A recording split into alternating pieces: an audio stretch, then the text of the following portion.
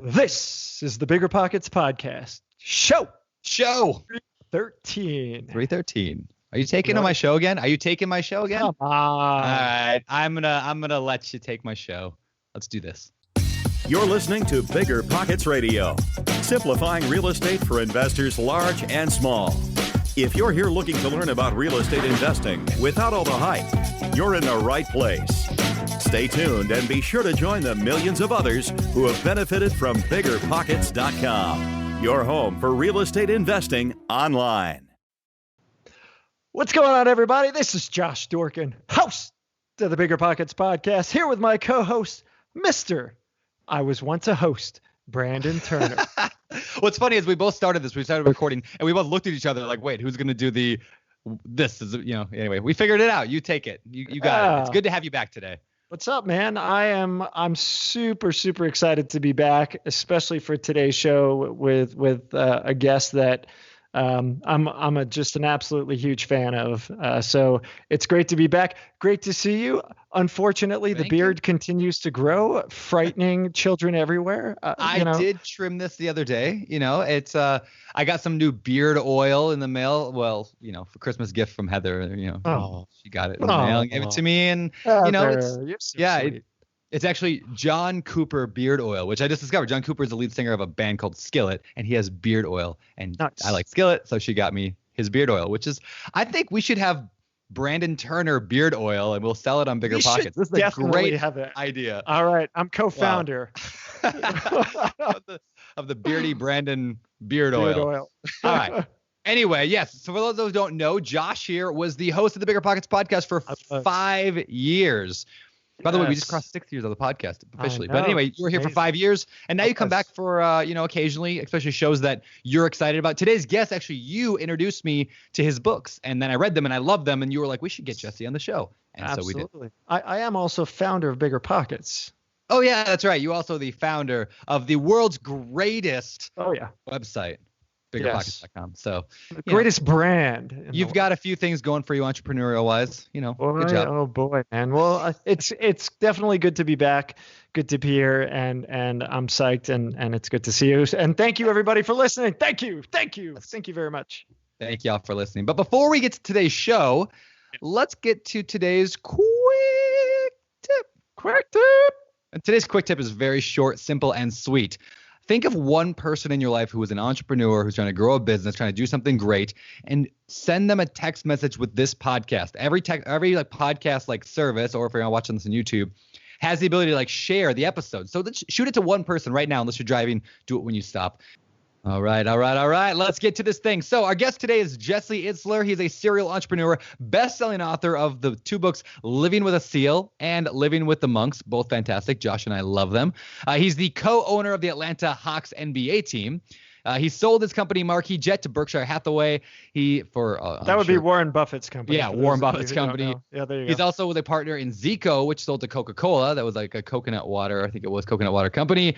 One of the original white rappers. Actually, go to YouTube and do not Google him or Google him because he won't appreciate it. But yeah, go to YouTube and type in "Shake It Like a White Girl." You're going to see 1991, I think it is, Jesse, and one of the greatest videos ever made.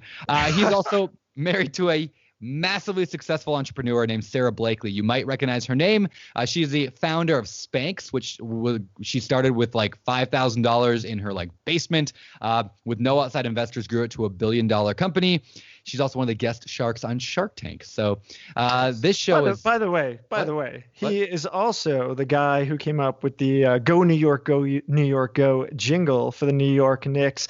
And yes, I am sadly still a New York Knicks fan after all these years. But yes. Yeah, he's a pretty big deal. So this show is not about real estate today. I mean, I don't think we mentioned the word real estate. Yeah, I don't think we do, actually. Anyway, but it's about entrepreneurship, success, happiness, mindset, what separates people that succeed from those who fail. I mean, we go through so many things today. You guys are going to love his stories. You're going to love all this stuff. I love things like his 3-hour rule. It's fantastic. When he talks about how he slept happiness meter, how he slept in 18 different couches, when he was trying to build his businesses.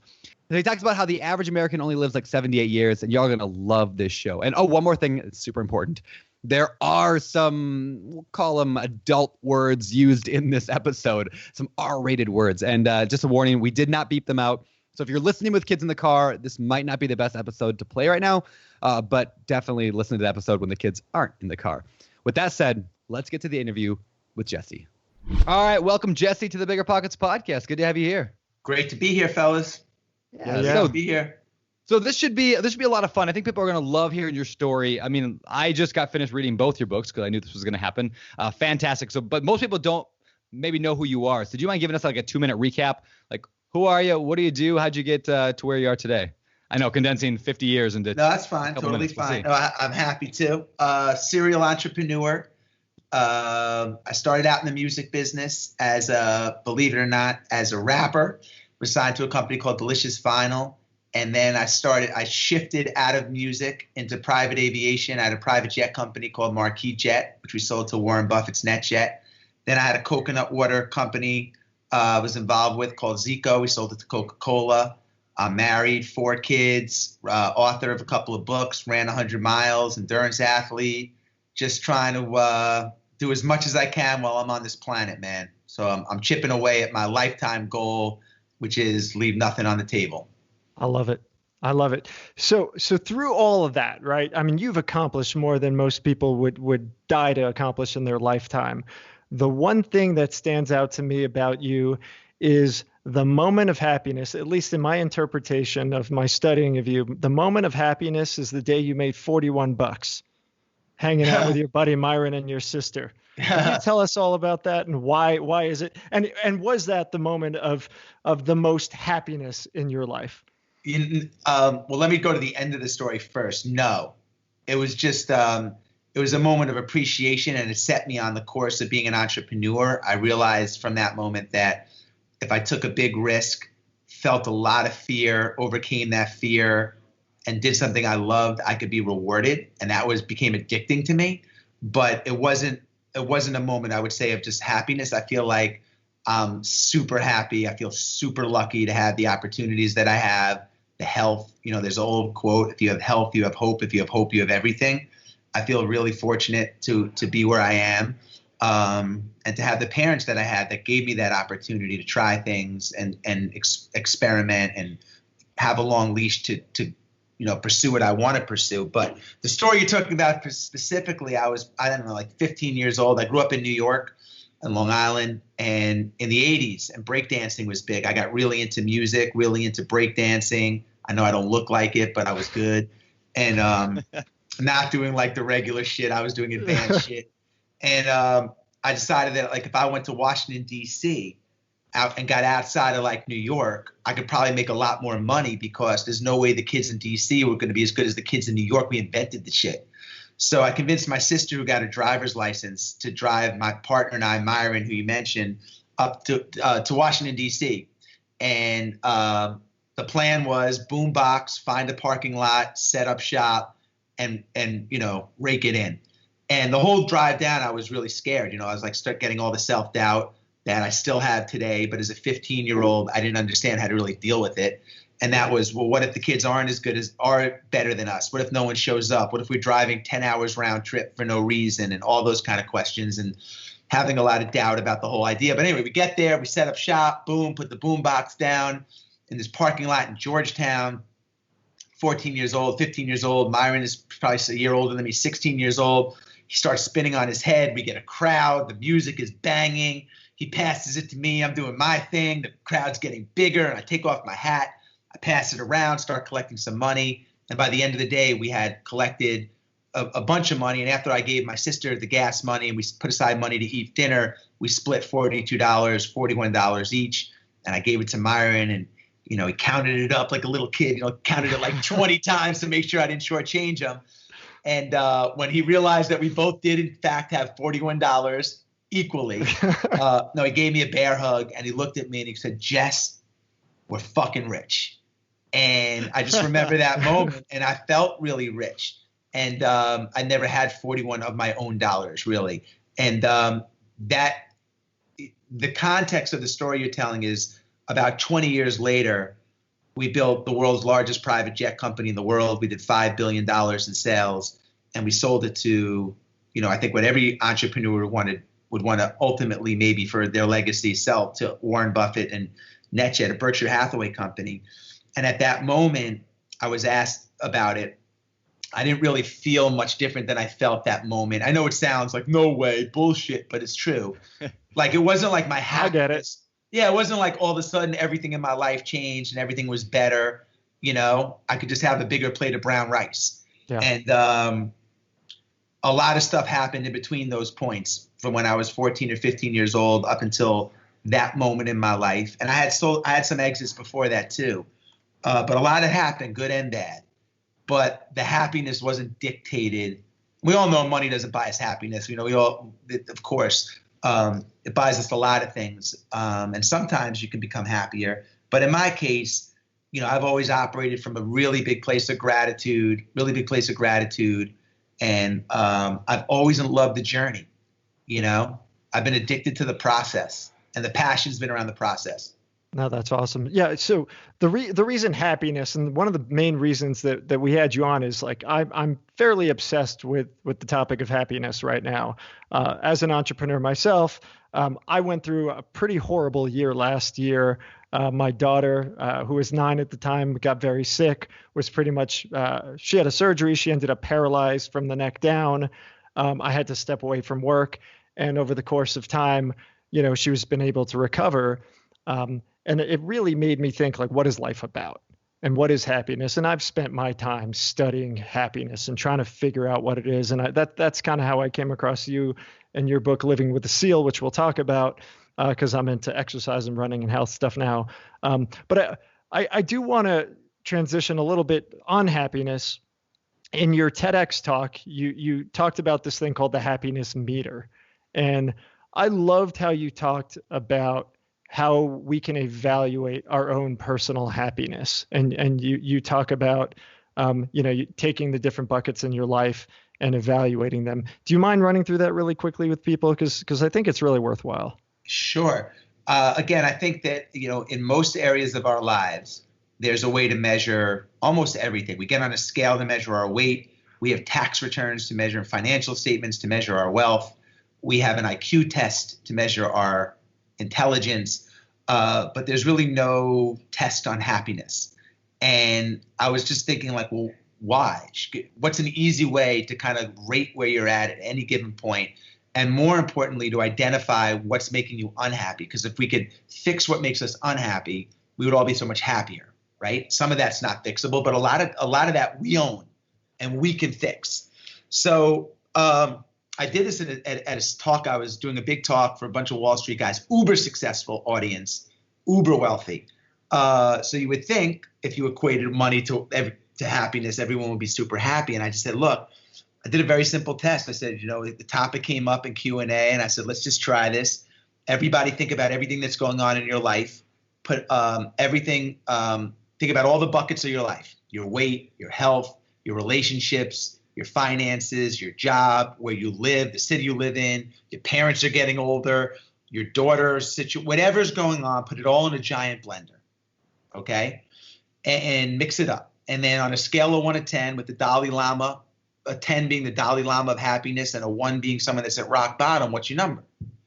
And the majority of the room, I would say probably 90% of the room, was a 7, I'd say 7-ish, maybe a little bit lower, but 7. And proud of it. I'm 7 out of 10. And I was like, amazing. But if my son comes home with a 70, a 7 out of 10 on a test, that's like a C minus. Yeah. In the most important bucket of your life. So most people think they're like, okay, I'm doing pretty good, but that's a C minus. But what's amazing about that test is your brain immediately when you do that exercise goes to a 10. It wants you to be a 10. So it goes to a 10 and boom, the 2 or 3 biggest things that make you unhappy appear in your head and take you down to a 9, 8, 7, 6, whatever it is. So if you do the test at home and you're like, okay, I'm an 8, it's so clear because you're like, it's my weight, it's my relationship, or whatever the 2 things are that just popped in that got you to that number. So it's like the simplest method to identify not just like where you're at on a 1 to 10, but more importantly, what's broken.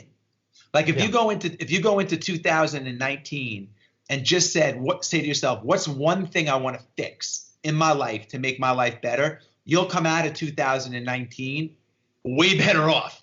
Yeah. One thing, like what's the one thing? Okay, I have to communicate more with my wife. I want to get aligned on how we parent. I want to, double my income, whatever it is.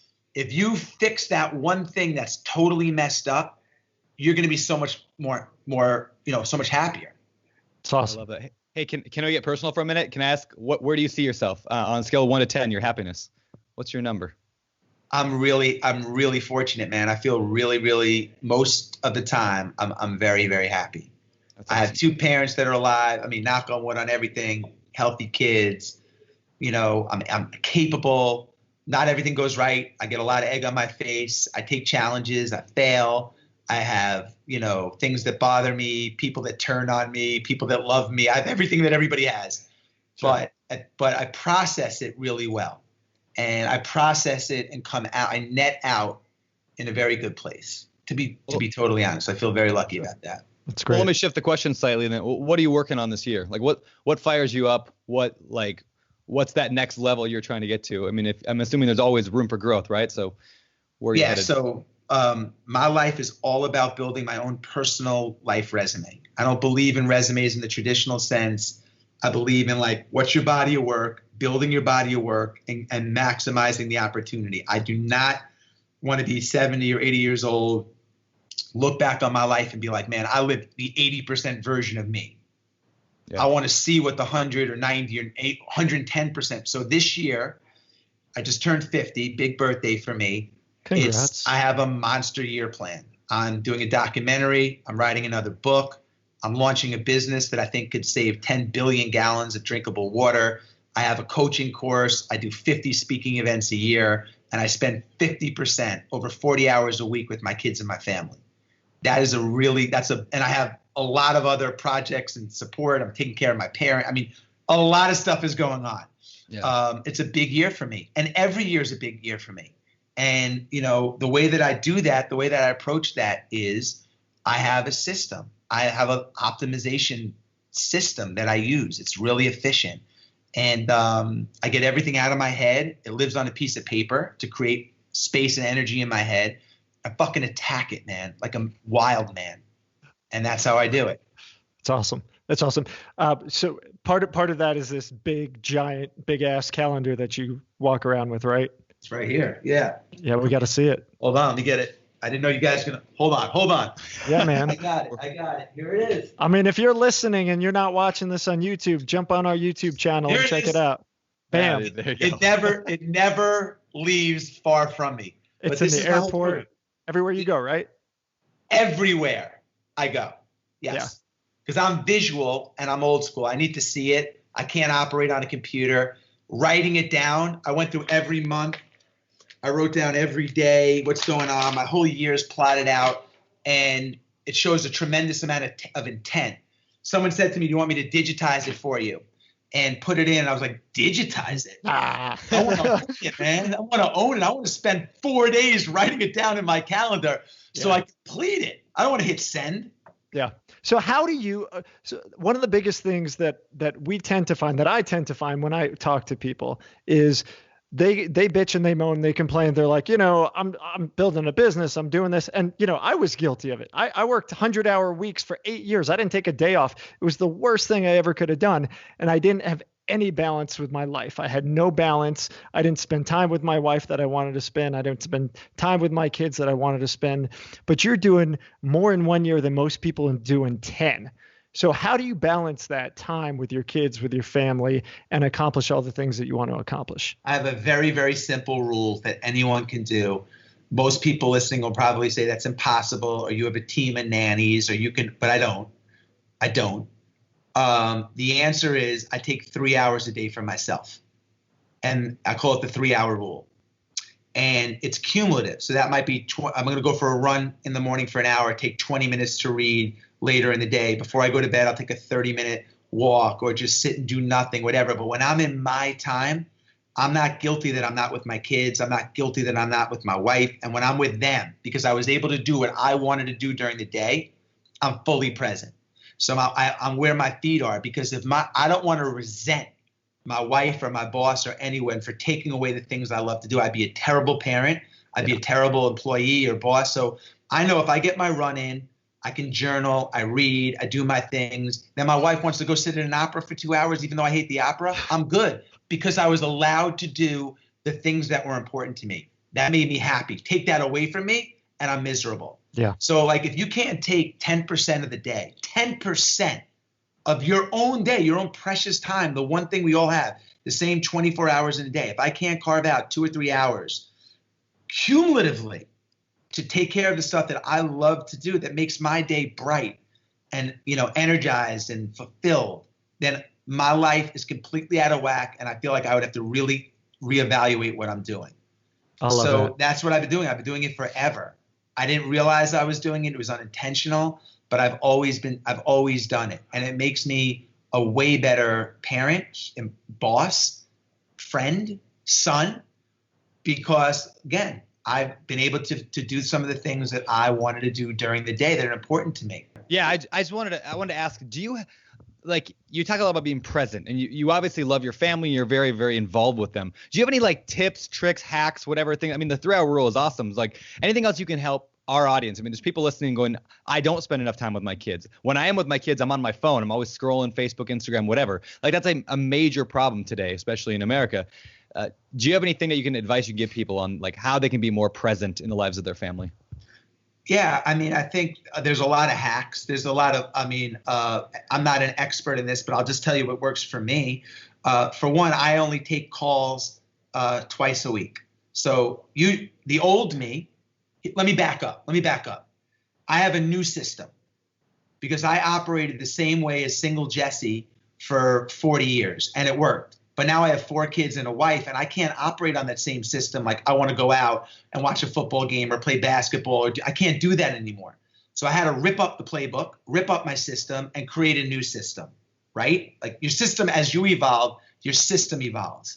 So if anybody's listening, the system changes as you change. As your daughter went through her thing, your system changed. Absolutely. You had to spend more time. You had to reevaluate your priorities and all that kind of stuff. So one of the things that I realized is I want to do 4 times as much as anybody else this year. I want to 4X. The average American lives to be 78 years old. I'm 50. If I'm average, I got 27 summers left. Okay. I want to do this much. If you're watching on YouTube, it's this much. My time is this much. It doesn't work. So either I have to get more time, stay healthy, extend my life, whatever, or I have to be mega efficient and operate at 4X speed to get it all in what I want to do, right? So I had to change the system. So the first thing I did is I had to create efficiencies. So rather than taking calls all over the day, all at every time of the day and interrupting time with my family, gotta leave, guys. I gotta be done at 1 o'clock. I gotta call. I said I'm only taking calls in these time slots. If that doesn't, I'm taking control of my life. Now, I'm an entrepreneur. I work for myself. I recognize people have other 9-to-5 jobs. They work for people. So everyone's system is different. But I would change my system, but this works based on where I am in my life. So just by doing that, I know that that's my call time. I don't have to worry about, I have no calls after 2 o'clock in the afternoon. So that's one thing that became very efficient to me.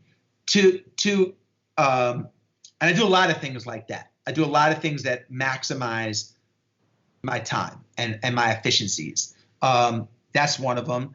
I make sure that I schedule one-on-one trips with my kids every year. I make sure that I have a thing called Kevin's Rule. Once every 2 months, I take a weekend away or do something that I would do that I wouldn't normally do if I didn't schedule it. So that guarantees that I'll have 5 new experiences this year, which means if I live another 30 years, it's 150 experiences that I now have that I wouldn't have had. So I think the bottom line is this. As you get older, we live in routine. As you get older, it becomes really hard to create newness.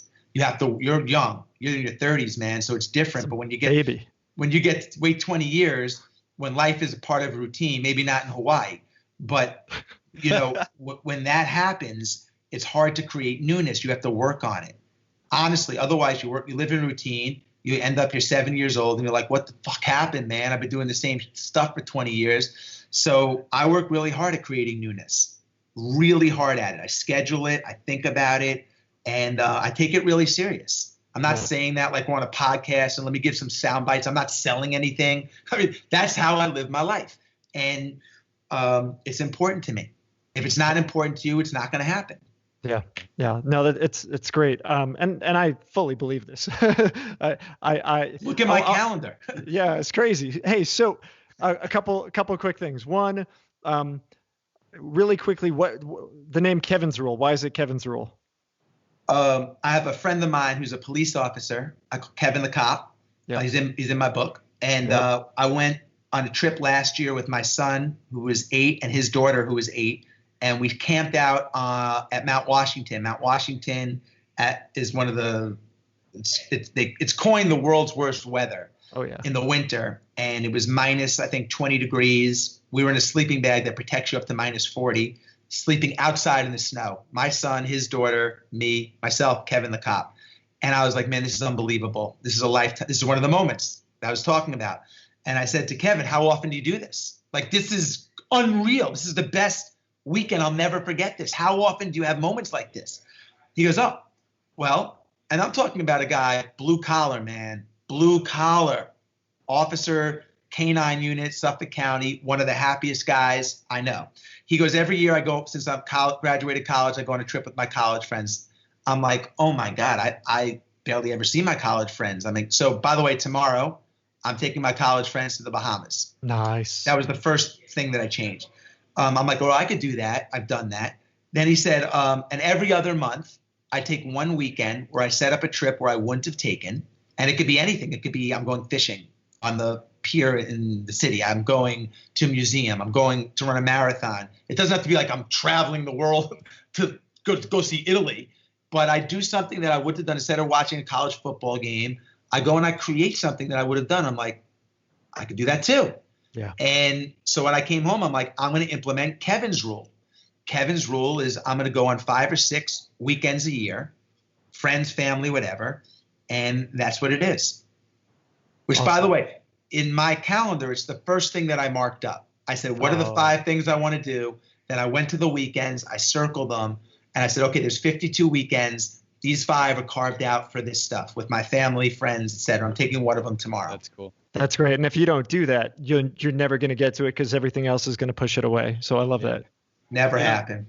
Josh and I were in Uber, a year ago, whatever. We had this really, really great conversation. One of the best conversations I've ever had. And it was on that, like when you're a kid or when you're in college, amazing memories and times just happen naturally, right? The younger you are, the more natural those amazing things happen. You know, like you grab some buddies and you go out and stay out till 4 a.m. and you still remember that 20 years later. The older you get, the less, it's like you were saying a minute ago, like you get in the routine, the less those moments happen. So what I love about what you're saying is like just what we were thinking. You have to create those moments because they won't create themselves very often. It just doesn't happen. But most people don't take time to create those moments. I love that you're doing that. Yeah, I mean, there's only really 2 kinds of moments. There's the ones that are memories. There's ones that happen that you have no control over. You'll remember 9/11 forever, where you were 9/11, but you had no control over it.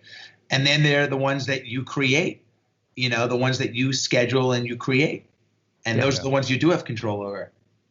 Yeah, it's great. It's great. Fantastic. So when you talk about changing how you do things with your time blocks, Living with a Monk, which was your second book, right? That book, you went off on this adventure. You told your assistant you wanted to go live with some monks and living with the monks. Sorry, you wanted to go live with some monks, and had her set it up and plan it. And you went off, and I'm not going to ruin it and spoil it for everybody, but you ended up living with some monks out in New York, and it was awesome. At least my read of it was. But there were all these lessons that you took away from it. And I think, a few of the ones that stood out to me were the amount of hours that you've got in your life, and time is ticking. You already talked about that. You've only got supposedly 27 years left. I'm sure you're going to be around a lot longer than that. The other was monotasking. That definitely stood out to me. But being away from your phone, it's in the It's in the book title, what turning off my phone taught me about happiness. Did that play a role for you in changing your scheduling of how you communicate with people? Because I think a lot of people would say, how the hell could I do that? How could I go without my damn cell phone and chatting with people and being on Insta and everything else all the time? Yeah. Well, I'm still on email. I am still on email, but I've made it a note or a goal to be off email in the next 30 days. What does that mean, off email? Well, I have an assistant, and unless it's an emergency, I really don't want to see it, Now, I don't know how realistic that is, but maybe it'll cut it down 80%. But a lot of my emails are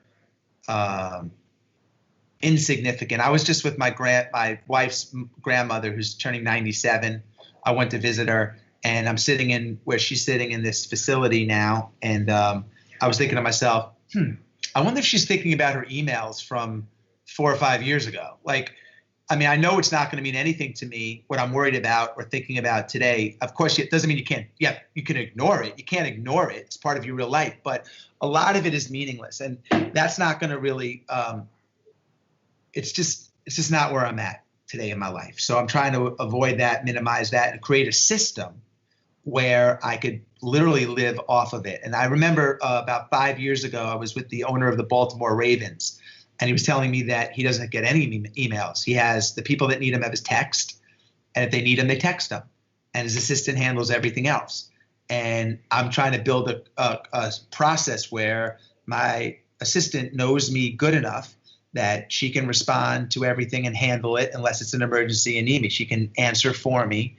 And that's that. Now, again, I'm at a different place in my life than I was 10 years ago. But for changing the process, changing the system to where you are, you always evolve. That's something that's important to me. Yeah. I think it's great. When I was in high school, one of my close friends said one of the most profound things that I've ever heard, and it's always stuck with me. And he talks about, looking at your life as if you're doing so from your deathbed. And so, most people don't take the time to think about anything ever, so the first thing you got to do is stop and think, right? Take moments, take an hour, take a half hour, think, go on a walk, do something. Once you're doing that, one of the things that I like to do is say, if I'm looking back at my life from my deathbed, who's around me? It's my wife, it's my kids, hopefully, some other family, maybe my closest friends. Those are the ones that I'll matter.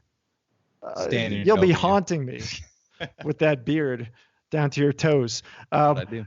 So those are the people that are around you that really matter at the end of the day. Those are the ones that count. And so Go ahead and live your life in a way where you're supportive of those people. You're there for those people. Everyone else, be nice to, be kind to, be a good person. But those are the ones that matter. How do you build a life centric with those people in mind and yourself in mind? And that's always stuck with me, and it's always helped me drive me forward and help me ignore a lot of the bullshit. Yeah. I think for most people, it takes, when people have tremendous change for the better in their life, it usually comes after something tragic. A death, an illness, a revelation, a drug addiction, something happens that causes this tremendous change. And I never felt like I needed that to evolve or to change. And most people, humans are like a book. They live their life. There's a beginning, a middle, and an end. And the beginning chapter, we reflect on. We'll go back and reflect on it, but it's done. The middle section, that's where we are now. All three of us in our journeys, we're in the middle section. That's real time. It preoccupies us. That's where our worry lives, etc. Very few of us we're never going to die. You don't think about like you're going to die. You're 32 years old, man. You think you're going to live forever and you got a long road ahead of you, and I hope you do, or this and that. I'm sure that neither of you two guys have picked out your gravesite or your plot or planned your funeral. I bet nobody listening here has done it because we don't think about it. We don't want to think about the end of our life. We live forever. It's not happening. It's so far away. But it's not, man. It's not. It's like we live here poof, poof. Yeah. So I'm aware of that. That's my driver. Yeah. I'm here for a short window, man. I'm aware of my own mortality. My relationship with time is a special relationship, and that's my driver. And when you talked about earlier, like, what do you want to do this year? I want to do everything this year. And I mean, I'm almost operating in a manic place where it's just like, I want to do so much because I have so much appreciation for the opportunity that I want to, like, every day it's like, come on, man, what can we do? What can we do? And I don't know if it's good or bad, but I'm aware. Because, you know, you guys laughed about, well, 78 and this and that, and maybe, you know, hopefully I have more, maybe I have less. But let me just say this. When I was on Mount Washington with my kids, with my son and Kevin and his daughter, I didn't see any 70-year-olds up there. When I was walking up there, I didn't see any 65-year-olds. Like, that window to do the stuff that we're all physically able to do and love to do, it shrinks, man, and it goes so damn fast. So I'm playing for now. Not playing for 80, 90. I'm playing for now, the opportunity that's in front of me right now. I love it. I love That's it. Fantastic. You know, I heard, you know, here we are after the new year, and there's all these topics about goal setting and all that. And one of the blog posts I read the other day talked about a good way to set a goal to figure out what you want to do is ask the question, what do you want to be known for in 5 years? I'm curious, Jesse, what do you want to be known for? Like maybe 5 years, 10 years, even when you die? Like, I want to be known for this. I don't really think like that. I think there's so many buckets and so many ways to answer that. How I want to be looked at for my kids is different from the world. I mean, like I said, I'm working on a really big project right now where I think I have the potential to save a tremendous amount of drinking water that's being wasted.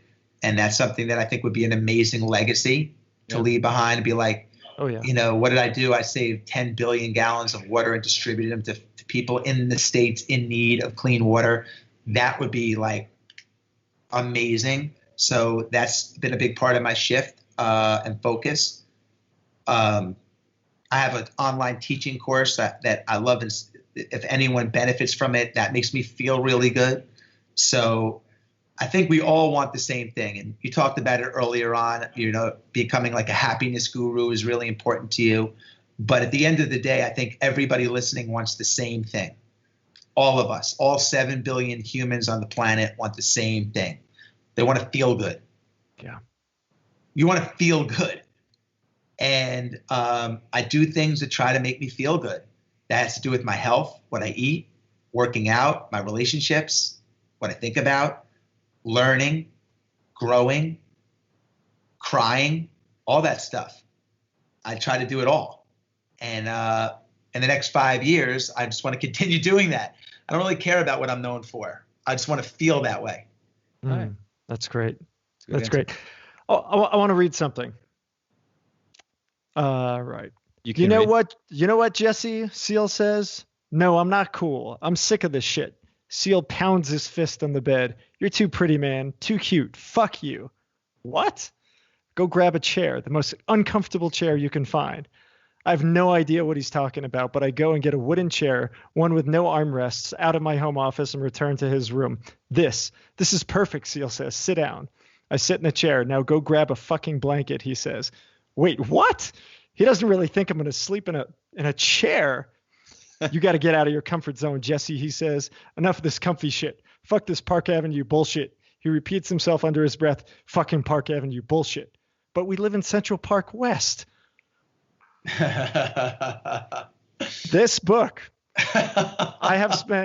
when I read this book, I've laughed harder than I've ever laughed reading a book. I would wake up my wife in the middle of the night while I'm reading the book, and she's like, what? Okay, read it to me. And we enjoyed it so thoroughly. Thank you. What inspired you? So the book is Living with a Seal, 31 Days Training with the Toughest Man on the Planet. What inspired this book? Tell us the story. First of all, you're bringing back good memories or bad memories. I loved writing it. So as I hear you reading it, it's I just remember laughing at that particular part, a lot of parts. Well, I didn't set out to write the book. I met this guy at a race. I was really inspired by his drive. He had struggled at the race. He had broken some bones. He was peeing blood. He weighed a lot, and it was a ultramarathon that I was running. He was running, and I decided I wanted to meet him. I could learn from someone like that. And I went out to lunch with him and realized, like, I'm never going to kind of get the secret sauce that this guy has. He was a Navy SEAL. And I asked him if he would come live with myself and my family.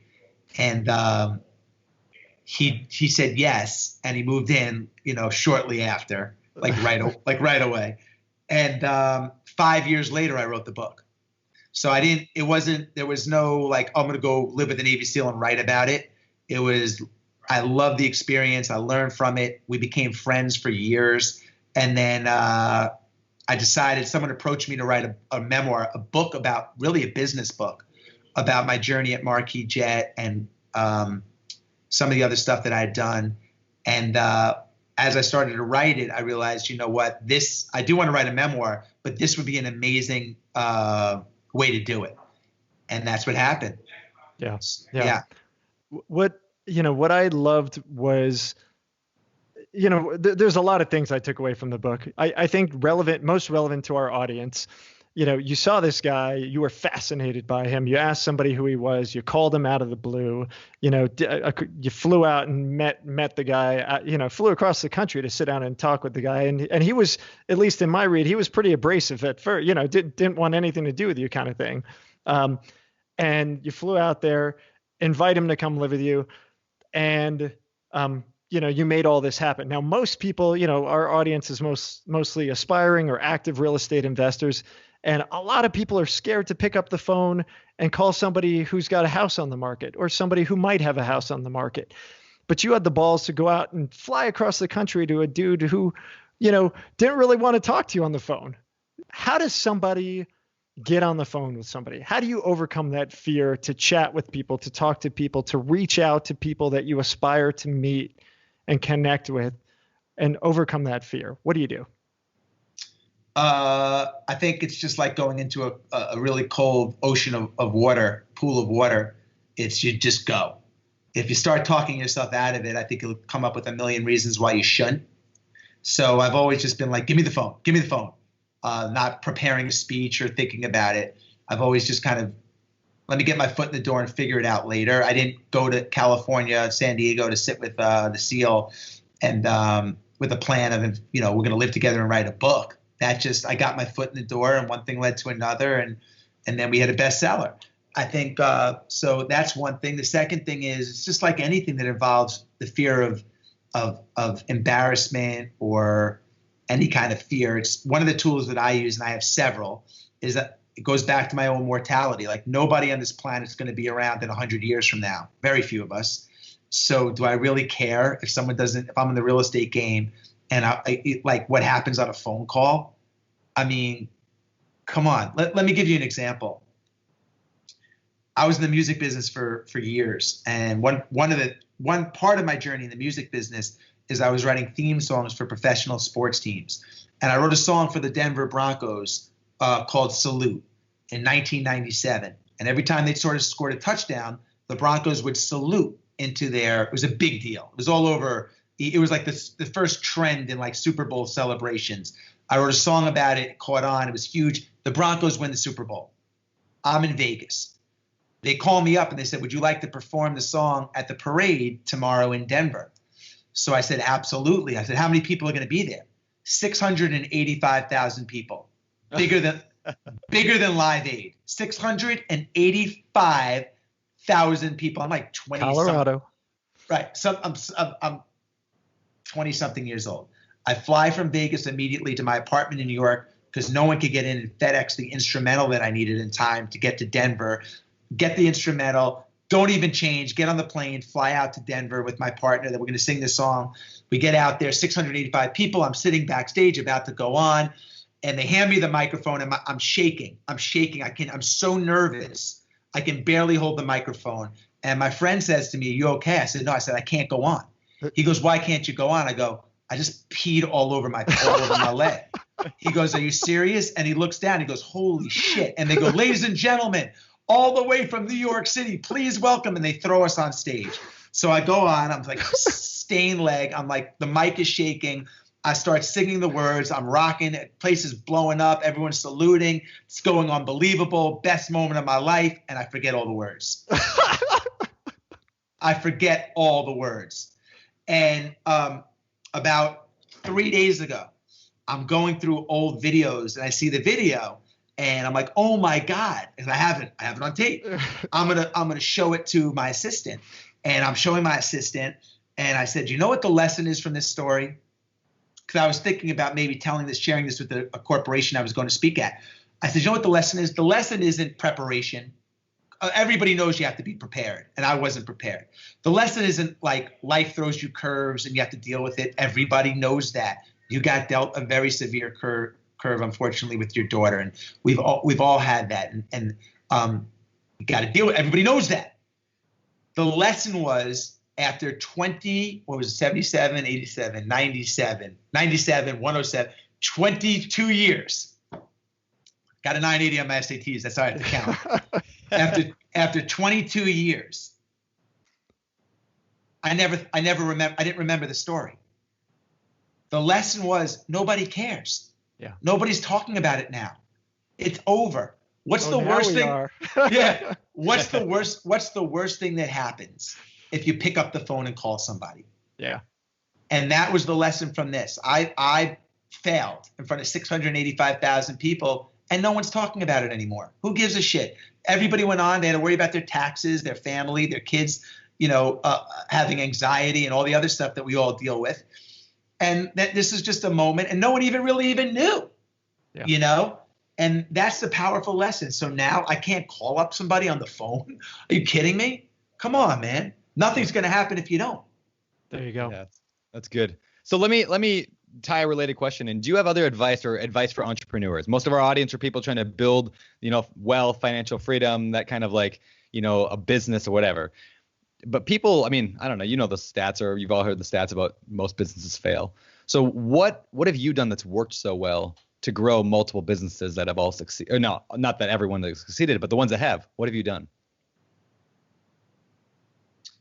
I think the common trait for me, similar to a lot of entrepreneurs, was I took a chance. First of all, not all of them failed. I've had plenty of egg on my face along the way. I think that I've always been the business plan. I'm the business plan. And what do you mean by that? I mean, like, if I had to raise money or sell something, it was never the deck that I had or the PowerPoint presentation. It was my partner or myself that people were going to bet on, and they had to buy into me. I think that people buy into stories more than products. People like, if you have a good story or history, that's really important, even maybe more important than the product. Things take time. Early on, I thought, like, in today's world of Instagram, it's like everything is, or social media, it's like you think that everything happens overnight. And there are get-rich businesses and there are overnight success stories, but not a lot. Not a lot. Most 99% of them are grinds, man. I slept on 18 couches between the ages of 19 to 22. 18 different friends put me up and housed me in my struggle to go from where I was to where I wanted to go. It takes support. It takes belief. It takes determination. It takes thick skin. And that's not for everybody. And anyone who thinks like anyone can just do it, no, you can't, man. Some people are better suited, knowing they have a paycheck coming every week. And some people are adrenaline junkies and they want the challenge. They want the risk, and they like living on the edge. And that's more me. That's not my brother. My brother likes to go and get a check and know that he's going to, go home. Everyone has their own lane. So, and I think it's important to understand that. It takes time, man. I remember when we went with Zico into the president of Coca-Cola's office, and the president of Coca-Cola said, it will take 8 years to build this brand. That's maybe now with social media things are accelerated, but I would say it's probably 5. I look at Lyft, like where Lyft is today. When they started, 5 years. A lot of companies maybe could, but usually that's what it takes. It's not like 6 months and we're like rocking and rolling, man. Yeah. So you have to have patience, and I think most importantly, as an entrepreneur, it's really important to understand that people talk about passion all the time, but I think passion is greatly misunderstood. I think the passion is not necessarily around your widget, whatever your widget is. The passion is around the process. Like, you're an entrepreneur. That's what you signed up for. When all your friends are at happy hour and you have to lick stamps and put them on the envelope and send out all the stuff, that's what you signed up for. If your passion isn't built around the willingness to do that, whatever your end goal is, it's going to be a real struggle, because there's going to be a lot of should I go to happy hour or should I stay in the office? And if you always choose happy hour, someone else is going to choose the office and they're going to beat you. Yeah, that's great. That's great. Let's talk about failure for a second. One of the things that stood out to me most in the Monk book was a moment you talked about. Your wife, Sarah, was at the dinner table, and her father was asking what she failed at. And the takeaway every week, right? There's this discussion about failure, and the takeaway being failure becoming tied to not trying rather than the outcome. Can you dive in a little bit on that? Yeah, I mean, I think my wife was very lucky. Her father redefined failure as not trying versus the outcome. And every day he would ask, or every Friday he would ask my wife and her brother, "What'd you fail at this week?" And my wife would be like, "Oh, I didn't try out for the cheerleading. I tried out for the cheerleading team and I didn't make it." And he would high five her. They're like, "Oh, you tried out, you didn't make it. That's amazing." And what he was doing was he was just deflecting, taking the pressure off of the end result and focusing on the effort and redefining what failure really is. I think as a parent, that's so important, huh? It's really important. I mean, as a parent, we like to praise the effort, not the result. Not like, "Oh man, you dominated." Not that my son dominates basketball games. He doesn't, for sure. But but using as an example, like, as a parent to say, "Oh, you dominated the game, man. You amazing, man. You played a great game." No, you worked really hard this week, and I really showed all that effort really paid off. I see what happens when you praise that part of the journey. Yeah, that's great. That's great.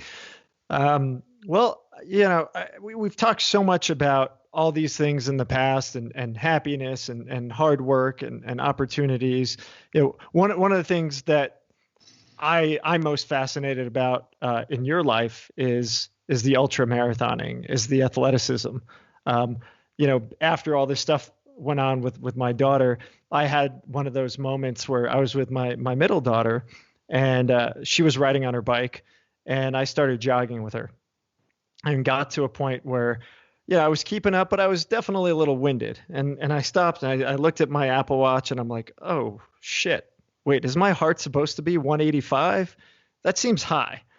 And I'm like, let me go home. I Googled it, 185. I'm 40 years old. Wait a second.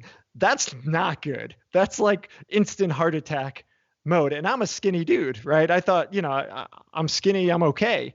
And I had this realization that, like, I'm in terrible shape. I'm in the worst shape of my life. Been running a company for 14 years. I focused on that, my sole focus. I gotta change before, I drop dead. There's only 28 470 days in our lives, right?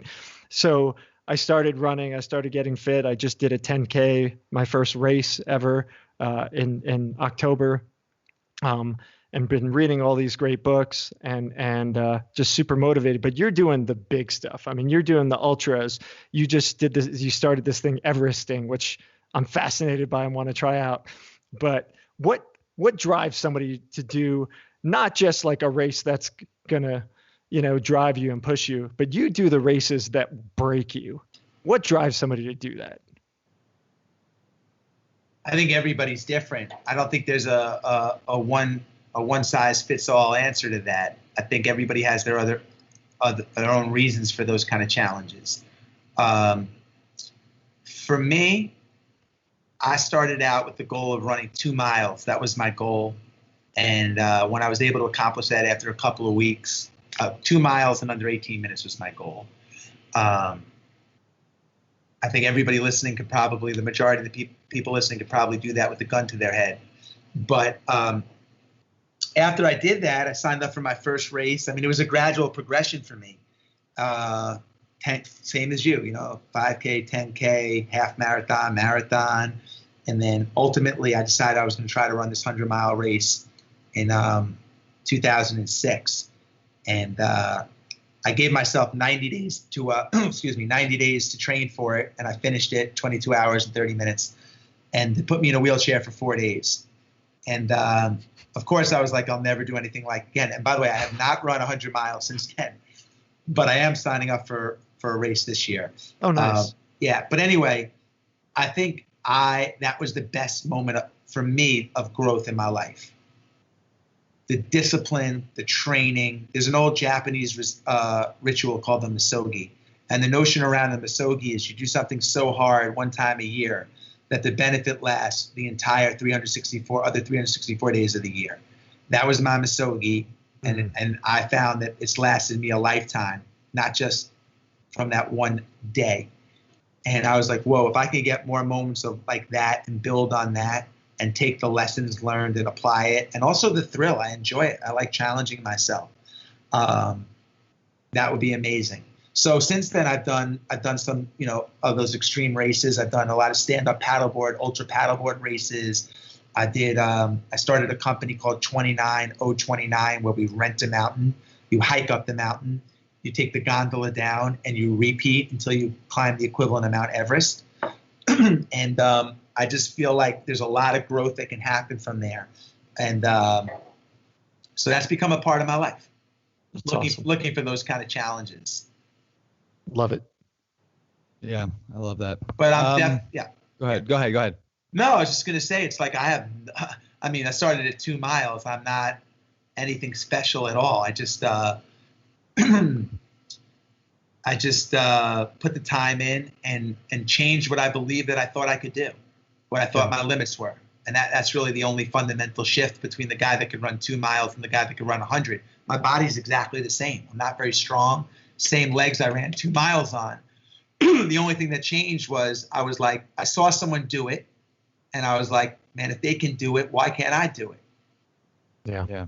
And the same applies for everything in entrepreneurship, everything in business. It's the same thing. For all the real estate investors, like that's why we do this show, is to model and to motivate and give people examples of what other people just like them are doing. So I love it. I think it's awesome. Hey, Jesse, what do you listen to when you run? Or do you listen to nothing? I know that the CEO mentioned in the book that he doesn't listen to anything, but what about you? Nothing. Zero. Nothing. That's my time.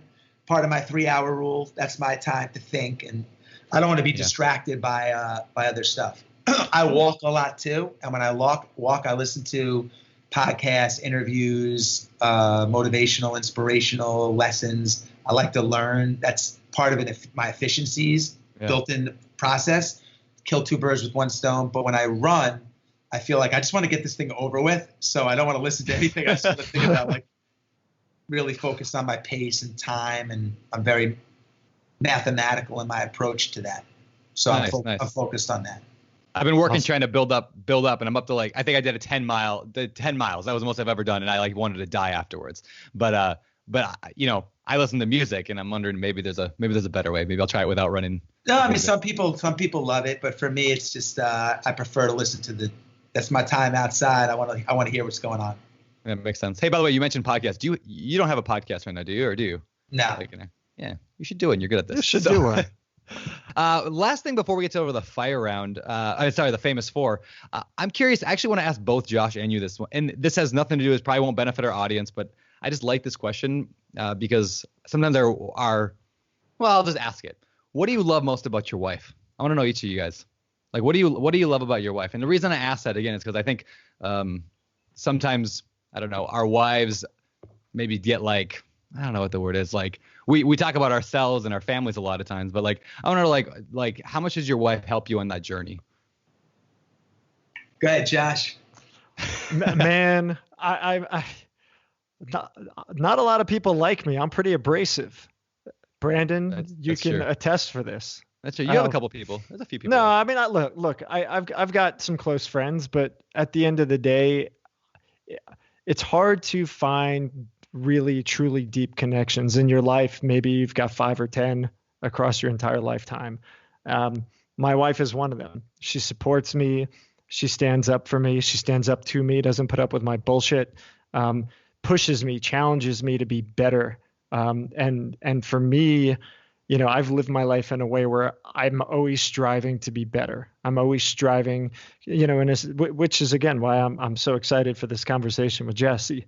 I'm always trying to do bigger and better things for myself. I want to leave my mark. It's not like I want to be known for something either. I want to leave my mark and do good by the world. And she supports me in that. I mean, when I started BiggerPockets, I had a buddy who would call me and just say, "Hey, Josh, I was walking down the street in New York. I found a penny. Let me mail it to you, you broke motherfucker."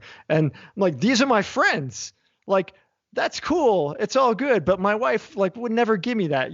She's supportive and loving, and you need that, right? You need people to rib you, but you also need people to support you. And she's always been. So I love that. And she just, she's always there, right? And she's got my back. So that's it. I mean, she's also beautiful and amazing and phenomenal mother, but beyond that's really it. Nice. I mean, I could go on and on. I mean, my wife checks all the boxes, supportive, great mom, great daughter, great everything, funny, fun to be around. So she's just she's just a really amazing human. That's cool. You mentioned there was a quote in I think it was Living with the Seal. It might have been Living with the Monks, where you said, I think your wife said it, but I love the quote. It was like, money is fun to make, fun to spend, and fun to give away. Yeah. I love that quote. So I just wanted to throw that. I knew I wasn't going to find a place to fit it in today's interview, but I'm like, I'm going to throw that out there because it's so good. She's good at all three.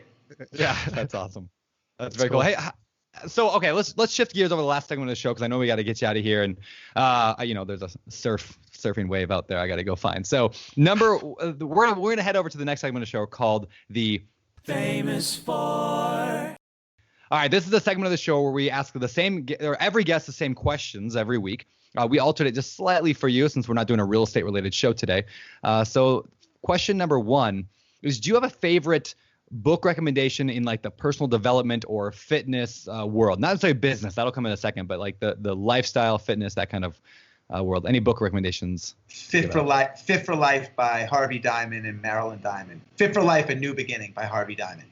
Yes. That's the fruit book. That's the one where you eat fruit all day, right? Until breakfast, until lunch.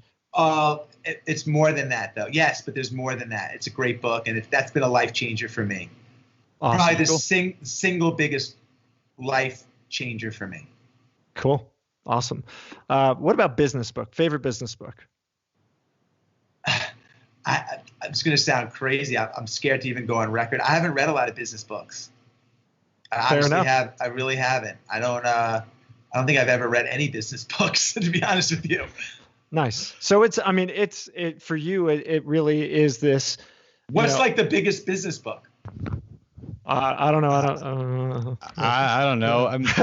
I don't know. Rich Dad, Poor Dad, The E-Myth. Those are some of the big ones. I don't one know. thing. Yeah. I don't know. I'm obsessed with one right now called 4 Disciplines of Execution. Completely obsessed. I read it 4 times in a month. So anyway, I'll send it to you. I read a book when I was in college. I think I was in college. I just got out of college, called The Wealthy Barber, which kind of heard of that. Yeah, which was it's like a 3-year-old approach to financial planning and how to kind of save money and allocate money for savings, spending, and charity. And that helped me a little because I never took really any kind of financial courses in college or business courses. But yeah. All right. That's a good recommendation. Yeah. We'll take it. We'll take it. The Wealthy Barber. I'm gonna send you some books though. Okay. Nice. All right. All right. What about hobbies apart from ultramarathons? Any other hobbies? Oh my gosh, yes. Let's see. Obviously I like to run. I like to write. I'm doing a documentary right now. I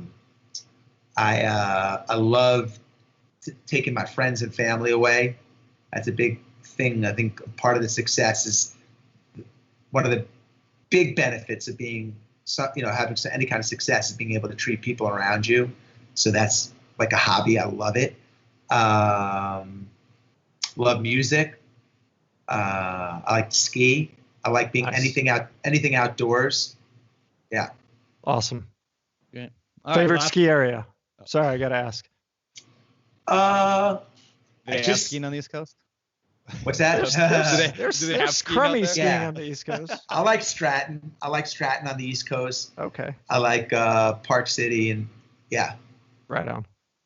All right. Last question from me of the day. I think Josh has one more, but what do you believe sets apart successful entrepreneurs from those who give up, fail, or never get started? I know it's been the whole theme of today's show, but if you had to kind of sum up what separates the successful ones from those who don't? Probably the last 5%. I think most entrepreneurs are willing to do the standard 95% that will get you to a certain point. But that last 5%, when the shit's thrown in your face and everyone's against you and everybody where that's the weed out phase where everybody quits, those that keep going usually find the gold. And I think most people are willing to do the first 95%, but I think very few are willing to do the last 5%. Yeah, love it. All right, man, before we get out of here, tell us how people can find out more about you. How can they connect if they need to? Tell them about your books. Tell them what you want to tell them. Hold on. You guys asked me about my wife, my hobbies, business books, and now you finally give me a softball? You give me an easy one to knock out of the park? Come on. Yeah, thank you. I'm on Instagram at Jesse Itzler, my name, JESSEITZLER. And my website is jesseitzler.com. I'm pretty simple. Awesome. Well, listen, this has been a privilege. Really enjoyed the conversation. Thank you so much for the time. Keep rocking it, man. Appreciate it, guys, man. And 10 miles becomes 20, 20 becomes 50, and 50, then you see you take it, see how far you want to take it from there. Stay the course. All right, thanks, dude. Oh man, that was like chock filled with like life tips. Yeah, that was really good. Yeah. If you're looking for a chance to just think and learn about life, that was it. That was it. Now you've got to go spend an hour, spend 2 hours, spend 5 hours in silence. Yeah. And just kind of ponder what we talked about, because I think these are the kinds of things, these are the kinds of conversations that really change your brain. But you have to actually take the time to think about it.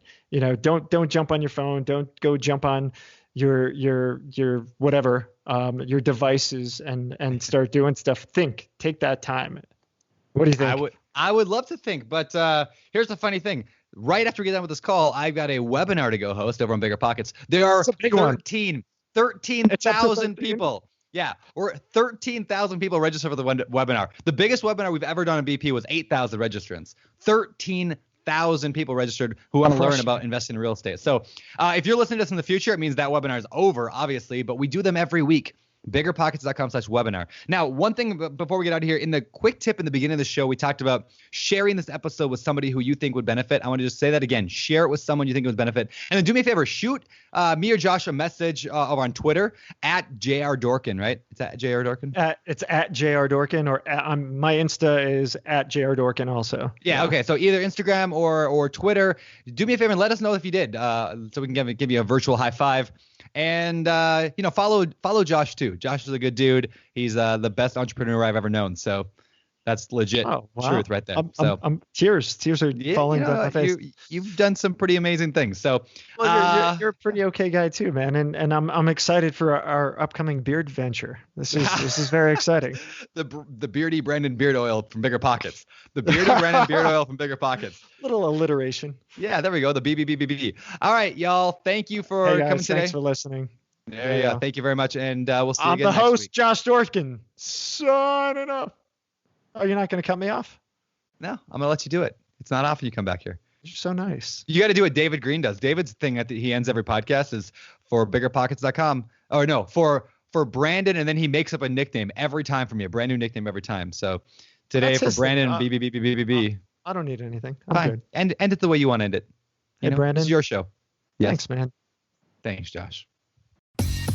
You're listening to BiggerPockets Radio, simplifying real estate for investors large and small. If you're here looking to learn about real estate investing without all the hype, you're in the right place. Be sure to join the millions of others who have benefited from BiggerPockets.com, your home for real estate investing online.